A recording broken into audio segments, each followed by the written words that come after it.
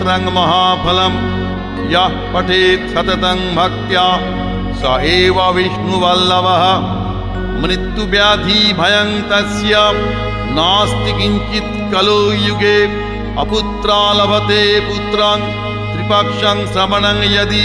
द्वौ मासौ बन्धनान् मुक्तिर्विप्रवक्त्रात् श्रुतं यदि मृतवत्सा जीववत्सा षण्मासं श्रवणं यदि नौकायां संकटे युद्धे पठनात् जयमाप्नुयात् लिखित्वा स्थापयेत् गेहे नाग्निचोरभयं क्वचित् राजस्थाने जैनीत्यां प्रसन्नाः सर्वदेवता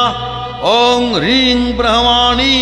ब्रह्मलोके च वैकुण्ठे सर्वमङ्गला इंद्राणी अमरावत्यम्बिका वरुणालये यमालये कालरूपा कुबेर भवने